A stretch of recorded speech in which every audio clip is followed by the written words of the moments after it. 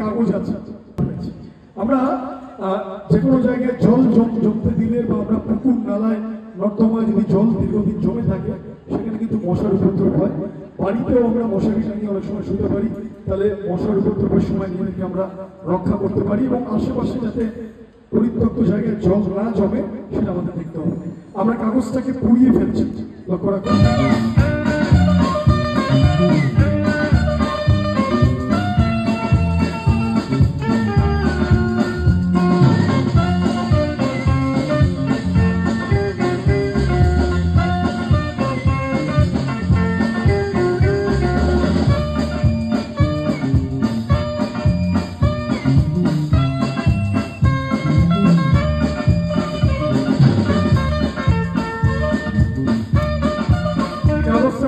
ছাইতে পরিণত হয়েছে এতক্ষণে, প্রচন্ড উত্তাপ। ছাই থেকেই কবিগুরু রবীন্দ্রনাথ ঠাকুরের কবিতা মনে পড়ে যায়।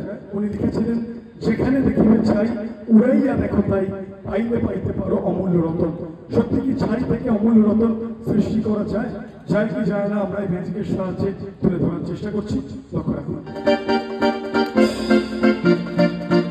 দেখা যায় এই ছাই থেকে আমরা অমূল্য রতন মানে যে সবসময় টাকা, হিরে, জহরত তা নয়, ম্যাজিকের সাহায্যে আমরা কি করতে পারি, লক্ষ্য রাখুন। 1, 2 and 3।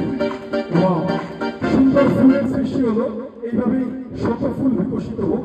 Let the 100 flowers Bloom.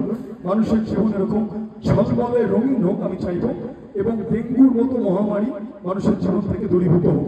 শুধু তাই না, করোনা আসার সময় যেমন লকডাউন হয়ে গেছিল, ডেঙ্গুর জন্য যেন ঘরে ঘরে মৃত্যু না হয়, মানুষের জীবন যাতে রঙিন ভাবে অতিবাহিত হতে পারে, তা আমরা একটা রঙিন ঝর্ণা সৃষ্টি করার চেষ্টা করব। জোরে হাততালির সাথে সাথে 1, 2, 3।